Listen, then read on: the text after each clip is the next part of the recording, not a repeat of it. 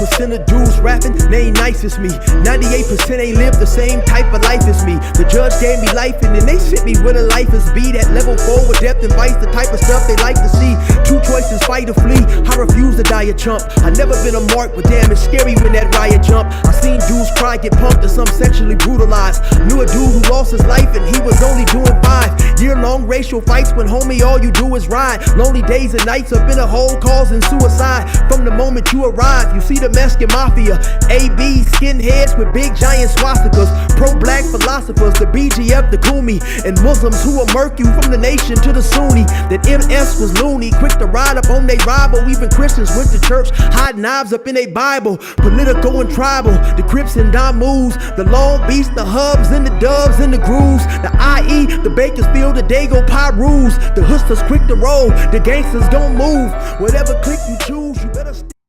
This video right here is a re-upload, so you may have seen it before. If you have not, you definitely still can enjoy it. The reason I took it down is I got contacted by somebody who I mentioned the name in this video, and due to more positive things that he was doing now in his life, he didn't want his name mentioned in the video, which is a lot of times why I don't use real names anyway. I can understand everybody doesn't necessarily want their name connected with things like this. People go on to change, they get jobs, so on and so forth, right? But the reason that I'm putting it back up is because once I put it down, a lot of people contacted me, specifically from the Inland Empire area, who still hadn't seen the video. And so I definitely believe the video contains a lot of good information, and so I chose to put it back up. So if you have seen it, I hope you won't mind watching it again. If you haven't seen it, definitely check it out because it's got some good information in it. Now let's go. Say what's cracking, YouTube? It's your boy 16 to life, and I'm back like I'm on a parole violation. Yard down! Now, for those of y'all that's new to my page, in 1994, I got arrested. I was eventually sentenced to 16 years plus life, and I served 24 years straight in the California prison system. During those times, I accumulated some good stories and some insight, and I'm going to share some with y'all today. If you happen to like this video, be sure to hit that like button, leave a comment, subscribe, and most importantly, hit that notification bell. That way, anytime I drop a story, you will be notified ASAP, and you can hop on it whenever you're ready. Also, if you want to binge watch and catch up on some of my older videos, go to my YouTube playlist and you will see that I got my stories organized into different categories, and you will definitely find you something that you're going to enjoy. Now let's hop right up into this video. Now, this is a question that I got asked a lot inside of prison and out. And that question is, why did the IE car have Crips, Bloods, and non-affiliates pushing with its structure, right? And so I'm gonna try to explain this story, right? Now, the bad part about this is this history was never documented. So in order to give you guys this story, I had to talk to different individuals. And the bad part about that is, of course, talking to different people, you're gonna get different recollections, you're gonna get different dates, you're gonna get different times, so on and so forth, right? So what I'm trying to do is just keep a consistent storyline, consistent with what I've heard from others, and also consistent with the information that I've also been told myself in doing time. And so in the event I'm a little wrong about dates, times, or names, let me apologize in advance, right? That being said, I'm gonna get into this story right here, right? Now, for all the things that I've heard relating to the IE structure, one thing that has always been consistent is the architect, the founder, and the person who pretty much engineered the coming together of the Inland Empire and the IE structure in prison is a brother by the name of Chuck Woodson, right? So there's pretty much no doubt that he is the godfather of implementing the structure in prison, right? Now, for those of you guys who are not familiar with IE or the term IE, basically what the IE is the Inland Empire. And the Inland Empire consists of 2 counties in Southern California. And those counties are Riverside and San Bernardino, and all the cities that fall within those 2 counties. Actually, San Bernardino County is the biggest county in the world. Go look it up, right? And so, to my understanding, what I was told was at some point in time, Chuck Woodson was part of the BGF, the Black Guerrilla Family, right? And initially, when people went to prison back in the early 70s, there was only a few selective cars that they had to choose from as far as being black, right? So you had the Vanguards, you had the BGF, the Black Panther Party, and then also later on you had Crips and Bloods. None of those structures was based or created in the Inland Empire. And so to my understanding, and I'm just keeping it 100, right? Back in those days, when you would have dudes from the Inland Empire go to prison, they was often victimized, robbed, beat up, assaulted by dudes who happened to be from larger populated cities. Now, back in those days, when you would have a dude from Riverside County or San Bernardino County go to jail, to my understanding, you may have one or two dudes from a certain city, and they was pretty much just hanging by themselves, right? You know, just claiming whatever city they was from. Sometimes you would have dudes from those cities join these different organizations that was not based in the Inland Empire. And so what I'm told is some of them were victimized, and some of them felt that they was unfairly sent on missions due to the fact that they was not from these larger cities where these organizations was based from. Case in point, right? A story was relayed to me by OG Chances. Now, I know a lot of you guys know who OG Chances is. I've interviewed him several times on my YouTube channel, right? And so he told to me a story one time when he was in a particular prison with a brother who happened to be from Rialto. Rialto is also a city that is geographically located in the Inland Empire. Now, this brother from Rialto, he approached Chances about a potential issue that was brewing. And he told Chances that many years before, he had signed some papers and pretty much joined the BGF. After he had joined the BGF shortly after, they sent him on a mission to stab Huey Newton, who happened to be the co-founder of the Black Panther Party. Now, fast forward many years later, once again, this brother from Rialto is on the yard with Chances, and also he's on the yard with several brothers who had tried to send him on that mission. And so he felt that there was going to be a problem because he had now aligned himself with the IE car.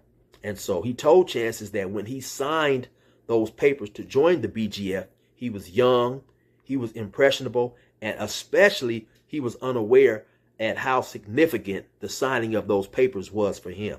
So Chances told me without a doubt that these brothers from the BGF was definitely cold killers, dudes who did not play, dudes who played with knives. And so Chances and a few of his soldiers from the Inland Empire, they strapped up with knives and they went and approached these brothers from BGF.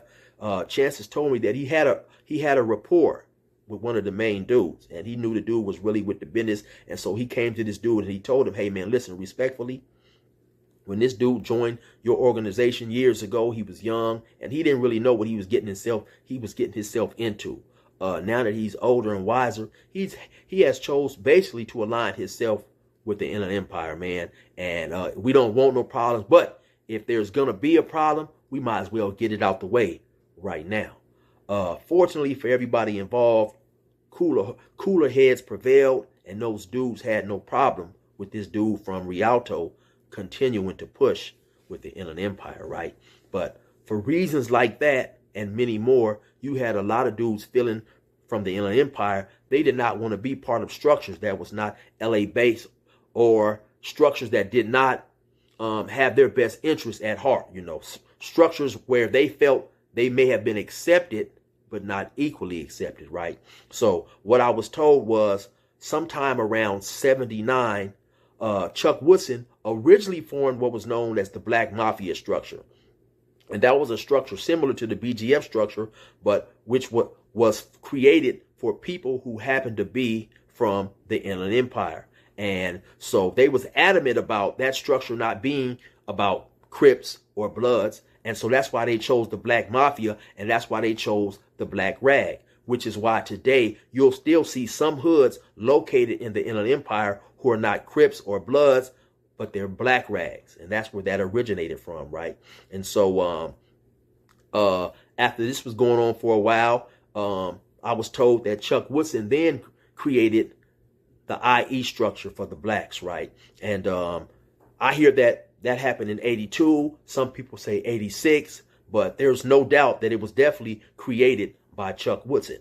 While Chuck Woodson was the founder and the originator of the idea, he definitely was not the only one who helped cement the structure in prison and push it to where it was well known, right? And so you have several other dudes who was also responsible for the forming of that structure. And some of those dudes are Chuck Woodson's brother Joe, Frank Houston, Mitri Howard, Big Durwood, Sandman, Chances, Al Macon, Big Walter Macon, also known as Snow, Big Homer, Ray, Jamie O, Chris Shields, and Chili Red, and also Big Bob. Now, those are just individuals who happen to be from San Bernardino County. As I said, the Inland Empire consists of dudes from San Bernardino County and Riverside County as well. And so you also have several individuals who was also instrumental in pushing the Inland Empire and cementing it in prison, who happen to be from Riverside or Riverside County, because there's the city of Riverside, then there's also Riverside County. Some of those dudes was Flash Ellington, Big Mace, Bob Tobert and the Tobert family, the Sweeney family, the Rosses, Crawdad, who's up out of Casablanca, Speedy, who's from Westside, Rubidoux PJs, Big C, also known as Michael Crawford. Then up out of Bannon, you had Carl Stewart, you had Butterbean, you had Deer Hunter, just to name a few, right? And so now keep in mind, when this structure was created in 1986, a lot of these individuals was in their mid-20s, early 30s, and some maybe in their early 20s, right? But a lot of these individuals were not Crips and they were not Bloods, because they had grew up in an era where these gangs had not formed and were created yet in the Inland Empire, area, right? So later on now, this is like 86, mid 80s. Now, the gang culture has slowly made its way out toward the Inland Empire. So now you do have a lot of gangs in the Inland Empire now that are becoming Crips and Bloods, you know, against the wishes of some of these dudes, of some of these names who I had mentioned earlier, who was adamant about dudes in the San Bernardino and Riverside County areas not turn Crip and Bloods, because they felt those were LA-based organizations. But like I said, once again, you know, the Crip and Blood phenomenon was explosive, and it made its way out to the Inland Empire, as well as many other counties, you know. Also, just due to things going on in the news, and of course also with the help of the movie Colors, right? So now later on, when you have some of these gang members from these gangs who have been newly formed in the Inland Empire area, once they start going to prison, they're Crips and they're Bloods, right? But they're seeing some of their older homeboys from their neighborhoods when they get to some of these prisons, and some of those, sometimes they would run with the Crips, or sometimes they would run with the Bloods. Sometimes though, their older homies would get to them and be like, "Hey homie, yeah, check it out, man, let me holler at you. This is the way we push up in here. We don't push Crips, we don't push Blood, we just push IE, and we run as a collective for the strength and the betterment of everybody from our area," right? Case in point, myself. Now, I get to prison in 1996. I wasn't introduced to the IE structure until 1998, until I got to Ironwood, AR, by one of my older homies by the name of Chester Gibbs, right? And so, as Chester is walking me around, introducing me to the homies from IE, as he has introduced me to 2 or 3 homies, I realize what he's doing. I tell him, "Hey, hold on, homie. I don't claim IE, homie. I just push Eastside Park, which is the hood out there in Bannon," right? And he told me, along with another one of my homies, Medley Mel, who's from California Gardens, he told me, "Hey, listen, man, this isn't a Crip or Blood thing. This is to strengthen and protect and help people from our area flourish in prison." So like I said, Melly Mel, who happened to be from California Gardens, he also told me, now, when a lot of people hear the name California Gardens, which is a Crip hood in San Bernardino, they automatically think IE. Now, even though the California Gardens is geographically located in the Inland Empire, their hood does not claim IE. Now, I know that may be confusing to some out there, so let me give you a little breakdown. You have some gangs that's located in the Inland Empire who specifically represent the Inland Empire first. Like you have some gangs who will say, homie, I'm from IE Delman Heights, which is a blood gang, or I'm from IE Colton City Crip. I'm from IE Fontana Track Gang. And they represent the IE first and then their gang secondary. But you have some gangs who are geographically located in the Inland Empire, but do not represent Inland Empire at all. As I mentioned before, the California Gardens, and also PPHG, which is Pimps, Player, Hustler, Gangster, Crips. The difference between those two, California Gardens and the Pimps, Player, Hustler, Gangster, Crips, at least in my era, the California Garden dudes, when they came to prison, while they did not claim IE, they still ran with the structure. Reason being is because they went to high school, they grew up with a whole lot of different individuals. And so their theory was, what sense would it make for us to run with some individuals who we have nothing in common with? So when these dudes are sitting around talking about the liquor store and Big Butt Betty and whoever else, we don't know nothing. We don't know what these dudes are talking about. And then, of course, if we happen to go to war, we're going to war against dudes who we grew up with. We slept at their house, they slept at our house, so on and so forth. But the PPHGs, the majority of them chose to throw their lot and run with the gangster car. Though I have ran across some dudes who were from PPHG who did push with the Inland Empire. So shout out to Snoop, shout out to Money Mun, and a few of those dudes. But you did have some who chose to run with the Inland Empire, right? Now, you have several hoods as well. You have several hoods as well that push with the Inland Empire in prison. And some of those hoods, not all of them, but a few of them, Rialto 5-time, like I mentioned before, the Fontana Track Gang.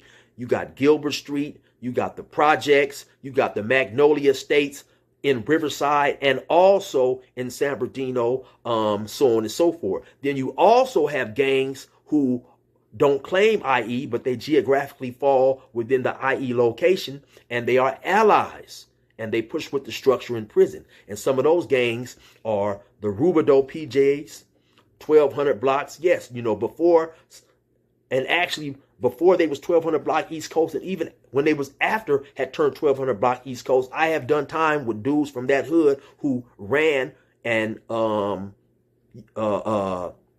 guess they ran with the Inland Empire structure, and those are the guys who they pushed with in prison, right? Even though they didn't claim Inland Empire on the street.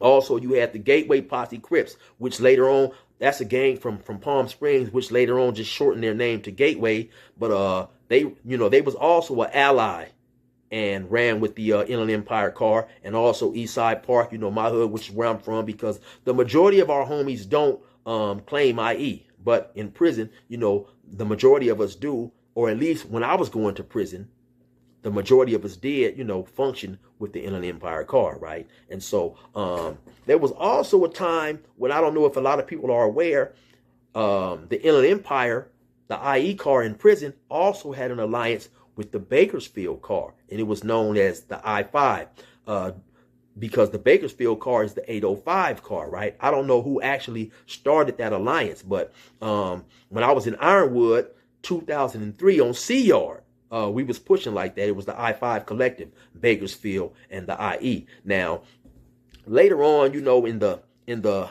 I would say the early 90s, mid 90s, things got a little tricky because you had a lot of gangs who were geographically located in the Inland Empire, and they started to beef on the streets. They started to get into it. A lot of shooting going back and forth, a lot of killings, and it made it a little tricky in prison because at times you did have dudes from certain hoods who didn't want to be in the presence of dudes they felt were their enemies, and they was both inside this IE collective, and there were times when I tried to or had to use my reasoning and explain to these dudes that, hey, listen, man, we're gonna leave this street set tripping stuff on the streets, right? Because we stand together, homie, for the unity of everybody in here and the safety of everybody in here, right? Now, I don't believe that the Inland Empire structure for the blacks in prison was formed or mimicked behind the Southern United Raza structure, but it pretty much was like that, right? And let me explain how. So in that Southern United Raza structure, you have many, many, many, many different Mexican gangs who beef, fight, shoot, and kill with each other on the street. But when they come to prison, due to their structure and due to their wisdom, they are elated. They are elated enough to realize that the street beef stays on the street, because now we are a collection together for the betterment of the Southern United Raza, and that's what they do. So in essence, that's pretty much what the Inland Empire was in having Crips, Bloods, and non-affiliates. And there was oftentimes in prison, you may have some Crips who weren't from the San Bernardino area, different areas, right? And they would say, well, man, I don't understand, man. How you got Crips and you got Bloods in the same car, and they frowned upon that. But some of those dudes was going to frown upon you anyway, because if you didn't happen to be from LA, they just wasn't going to consider your Crippin' or your Bloodin' on the level, because they was from a city with a higher gang population, and in their mind, much more gang activity was going on, and so you just didn't equal up on their level, right? So they was going to frown on dudes from IE sometimes, regardless. Now, that's not every single person, right? Because I have met many dudes from LA who definitely was cool and didn't feel the dude had to pass a certain test to be considered a real Crip or a real Blood, right? And so basically how we coexisted, and when I say we, I'm talking about the Crips and the Bloods within inside the IE car, was just basically just having a general amount of respect for each other, When I was around homies who I happened to knew were Bloods, I made sure not to do anything that they would feel disrespectful, and so on and so forth, right? Because you have many, like I said, you have many Crips, or you have many hoods inside the Inland Empire structure, all the way up to Barstow with the Neighborhood Drive Crips, all the way back down to Blythe, with the Southside Crips. So, and all the different gangs in between. There's many gangs from Moreno Valley, Death Wish, and these are just some of the gangs who were functioning back then when I was in prison. Nowadays, you have a lot of new gangs who have popped up, and I don't necessarily believe the Inland Empire, the car in prison, is a collective like it once was, because nowadays, and this goes with all cars that are in prison, nowadays you have gangs beefing who were allies maybe 10 or 15 years ago, who was cool, many years ago when I first came to prison. Case in point, when I first came to prison, it was extremely rare and possibly non-existent to find two different blood hoods beefing with each other on the street. Now, of course, in prison and on the streets and in the county jail, you may have had individual Bloods not see eye to eye and get into it, but I'm talking about different blood hoods who was warring with another blood hood. Now there are several of those wars going on, as well as several different Crip hoods who were allies back then, and now they're not getting along in prison or the streets. So just due to, I guess, the mentality of the younger gang members today, things have changed, and so that's just giving you a breakdown. That's just giving you guys a breakdown on a often asked question that I got while I was in prison and also while I was free, of how would you have a structure that involved Crips and Bloods and non-affiliates. And like I said, a lot of times how, when those guys originated the Inland Empire, a lot of these guys had been in juvenile hall together. Some of them had possibly been in California Youth Authority together. You had people who lived in San Bernardino who had family in Riverside, people who lived in San Bernardino who had family in Bannon, Riverside, people who had family in San Bernardino, vice versa. And so a lot of these guys had already had connections on the streets, or they was acquainted on the streets. Another thing that happened to bring some of these guys together as acquaintances and friends was a big yearly picnic in Riverside known as the Texas Picnic. Now, what the Texas Picnic was, which was held in Riverside at a park known as Fairmont Park, it happened to be a yearly gathering in the summertime when initially a lot of families who had lived in Texas and had migrated out this area, they would have a yearly picnic. And I myself used to attend that picnic in the late 70s and the early 80s until eventually, they started fighting. There was a few fist fights at the Texas Picnic. Then the next year there was a few fights. Then the next year after that, the fights turned to shootings. And eventually people just stopped going due to the deadly violence and stuff. But at one point in time, the Texas Picnic was definitely the place to go to in the summertime. And so you had a lot of these older dudes, like who, like I said, didn't have Crip or Blood affiliations, know each other from either the Texas picnic, going to juvenile hall, being related, having family out here, having family out there. So they are the ones who put that structure together. Like I said, without a question of a doubt, Chuck Woodson is the godfather of the Inland Empire structure. And so that's how all those things came to be. Anyway, you already know who it is. It's your boy 16 to life. Resume normal program.